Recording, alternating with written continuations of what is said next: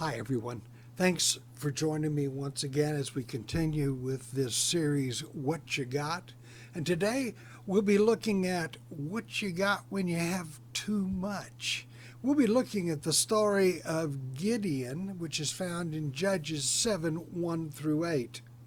Early in the morning, Jerubbaal, that is Gideon, and all his men camped at the spring of Herod. The camp of Midian was north of them in the valley near the hill of Moreh. The Lord said to Gideon, "You have too many men. I cannot deliver Midian into their hands, or Israel would boast against me. My own strength has saved me.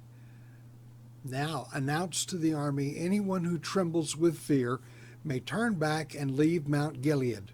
So 22,000 men left, while 10,000 men remained. But the Lord said to Gideon, "There are still too many men. Take them down to the water, and I will thin them out for you there. And if I say, 'This one will go with you,' he will go. But if I say, 'This one shall not go with you,' he shall not go." So Gideon took the men down to the water. And there the Lord told him, "Separate those who lap the water with their tongues as dogs lapped from those who kneel down to drink." And 300 of them drank from cupped hands, lapping like dogs, and all the rest got down on their knees to drink. And the Lord said to Gideon, "With the 300 men that lapped, I will save you and save the Midian and give the Midianites into your hands. Let all the others go home." So Gideon sent the rest of the Israelites home, but kept 300 men who took over the provisions and trumpets of the others. God bless the reading of his word, the word of God for the people of God. The purpose of gifts. There was a man, a miner by trade, who mined till he dropped day after day.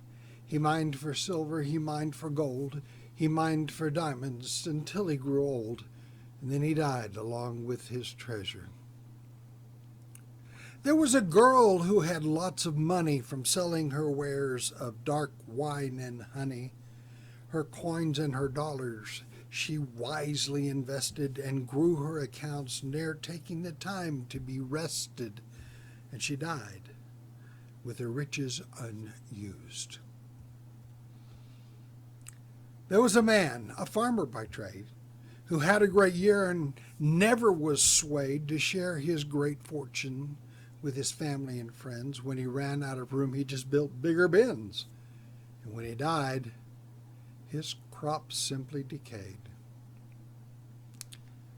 There was a woman with unquestioned talent who sang in the shower but was never quite valiant to stake the stage and share her fine vocals with the people around her, the strangers and locals. And when she passed, someone else sang at her funeral. What good is talent, riches, or abundance if it all rots away in obscure encumbrance, stashed in a bank, stored in the ground, left in the shower, ne'er to be found, only to rot away, not changing a thing? What good is our wealth if we choose to ignore the needs that we could serve outside of our doors? Let us open our fists and realize our flaws and acknowledge our gifts are given by God. The grave should ne'er be our benefactor. According to an article in Yahoo Finance on October 31st, 2023, Elon Musk lost $41 billion when Tesla stock took a sudden dip, and $25 billion more with his acquisition of Twitter. That's $66 billion. That's billion with a B. If you were anything like me, you find it difficult to wrap your mind around that kind of a staggering loss. A loss that didn't cause Musk to miss a step in his business dealings. I struggle with a $250 electric bill. I can't imagine or begin to envision what it's like to have the wealth of Elon Musk. If we put that $66 billion into perspective, that amount would have provided fresh, clean water for every single person on the planet for 6 years.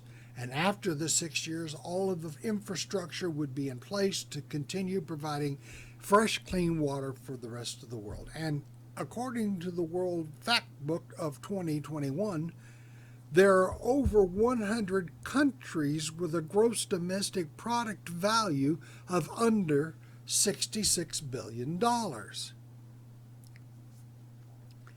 Elon Musk is just an obvious example of prodigious wealth.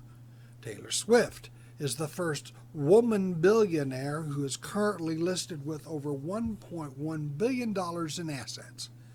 But she may miss the Super Bowl game where Travis Kelce will be playing because they can't seem to find a place to park her private jet. I don't think I will ever have the same kinds of problems as the uber rich, the Richard Bransons, the Mark Zuckerbergs, the Jeff Bezos, and Warren Buffetts of the world.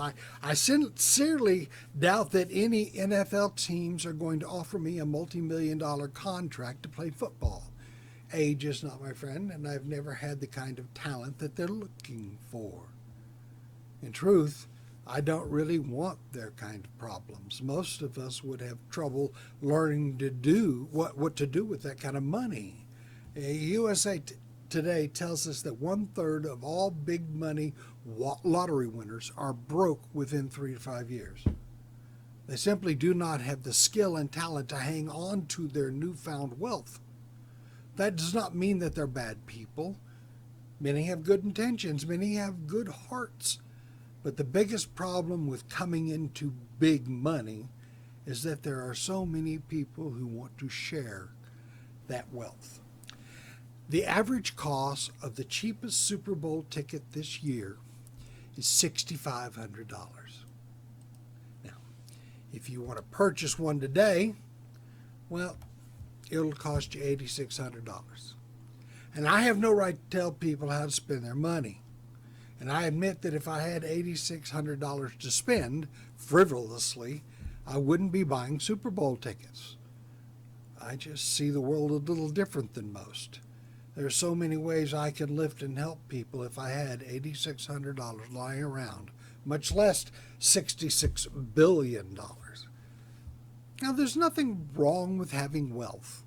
Money in and of itself is not good or evil. But money is a tool that can be used to help the many people struggling in the world. And while I may not be a fan of the big business practices of Microsoft, I deeply admire the contributions of the Bill and Melinda Gates Foundation and the way they have chosen to share their wealth. And while I am not fond of the way Elon Musk conducts himself, I admire his pledge to give away half of his fortune before he dies. Now let's face it. We can't take it with us. And while we want to make sure that our families are well taken care of, there is a point where wealth accumulation passes our need for wealth accumulation. What do we do when we have too much of something? I mean, anything. When does our wealth and talent become something that stands in the way of our relationship with Christ? Just how much do we need to have before money becomes our idol instead of worshiping our Savior, when accumulating wealth and talent is more important to us than giving back? Where is that tipping point that John Lennon discovered in 1966 when he said that the Beatles are more popular than Jesus Christ, in an interview that caused such an outrage? How do we know when we have chosen wealth and fame over our purpose of serving our Creator? And in the end, what does all of this have to do with Christianity as we struggle to be faithful givers? What do we do when God tells us that we have too much? Now let me repeat that. What do we do when God tells us that we have too much? But God, you blessed me with all this wealth and talent, and now you're telling me that I have too much. I don't understand. Today we're going to take a short look at Gideon, the story of Gideon can be found in the book of Judges, chapter 6 and 7. And just like the other judges of Israel at the time, Gideon was called by God to save Israel from certain doom. We read in Judges 6:33 through 36, "Now all the Midianites, Amalekites, and other eastern nations joined forces and crossed over the Jordan and camped in the valley of Jezreel. Then the Spirit of the Lord came on Gideon, and he blew a trumpet, summoning the Abiezrites to follow him. Now, he sent messengers throughout Manasseh, calling to arms and also into Asher, Zebulun, and Naphtali, so that they went up to meet them." Israel had a problem. The Midianites, Amalekites, as well as other countries had decided to join together and drive them out of the Promised Land. You know, we have to remember that the Israelites hadn't made any friends when they occupied the Promised Land. While it was one thing to occupy the land, it was entirely something else to hang on to it. That's where the judges, including Gideon, came in. God called them up to lead the people and to protect the land that God had given to them. So here was Gideon facing a multinational invasion force, and he was sure God was calling him to do something about it. The enemy had already crossed the Jordan, was camping in the valley of Jezreel. Gideon didn't have any time to turn anywhere but to God. And as much as he wanted to do what God was asking, he really didn't have a whole lot of confidence in himself. But when he was absolutely sure about what God was asking, he sent out messengers to all the tribes and even to some of his neighboring nations so that he would have an army at his disposal to fend off the invaders. But that proved problematic in and of itself. You know, after he had gathered his army and saw the Israelites had a fighting chance, God spoke to him and said something I'm sure he did not want to hear. The Lord said to Gideon, "You have too many men. I cannot deliver Midian into their hands, or Israel would boast against me. My own strength has saved me." Oh, no, God, you just don't understand. I really have barely enough. As a matter of fact, I could use more. Maybe we can frighten them off just by our sheer numbers. But that was exactly what God was trying to explain to Gideon. The victory that was to come must be an accomplishment of God, so that no other nation would be able to do this in the future. They would know that God was protecting Israel. And if Gideon had too many men, it might go to the Israelites' head and lead them to believe that they really didn't need God as long as they had enough firepower. You see, what God knows we need and what we think we need are two different things. We might believe that we can do it on our own, that we don't need to bring God into the matter. We don't want to disturb God when he's busy with so many other things. There's simply no reason to bother the creator of the universe. But the issue was never about the firepower that Gideon was wielding, but about the mercy of God as he is protecting his people. The other nations needed to understand that the strength of Israel wasn't in its warriors, but in their God. So God tells Gideon to make an announcement. If any of the soldiers are afraid, they can go home. They aren't needed. Now, these men had all answered the call when it came. They had suited up and were ready to rumble. And you would think that they had confidence in what they were doing, but 22,000 men packed up and went home. How discouraging that must have been for Gideon to see 2/3 of his army walk away. He must have thought, now, there had to be a few that would leave, but 22,000? That was a huge chunk of his army, and he must have worried that God might not know what he was doing. But the Lord said to Gideon, there are still too many men. Take them down to the water, and I will thin them out for you there. If I say, this one shall go with you, he shall go. But if I say, this one shall not go with you, he shall not go. And Gideon had the men drink from the water. Those who cupped their hands to drink got to stay. And those who kneeled and put their faces to the water were sent home, leaving Gideon with 300 men to face the huge army that the Midianites had gathered. You know, sometimes something we do or don't do may seem trivial to us, but we never know what others see when we do those things. We leave an impression on the people around us, positive or negative. It's like praying publicly in a restaurant, thanking God for our food. Now, some people don't appreciate it when we do that. Others are doing the very same thing and have no problem with it. And some are observing us to see if we are the kind of people we profess to be. But whether we do or do not pray in public, people are observing us and drawing conclusions about us. And when they draw conclusions about us, they're also drawing conclusions about our relationship with our God. Now, I don't say this as a condemnation or an accolade, but as a choice that we make that affects the way people see us. Back to our story. Gideon now has 300 men left out of his humongous army of 32,000. I'm sure he's a bit skeptical. But God gives him the plan. And with 300 men, with torches and trumpets, God delivers the overwhelming army of the Midianites into their hands. No Israelite lives are lost. Most of the Midianite army flees, but is waylaid by the men of Ephraim as Gideon's 300 soldiers chase them to Beth Barah. What happens when we have too much? The big problem with having too much has nothing to do with what we can accomplish with all those blessings that God may lavish on us. It's more about how God sees our hearts.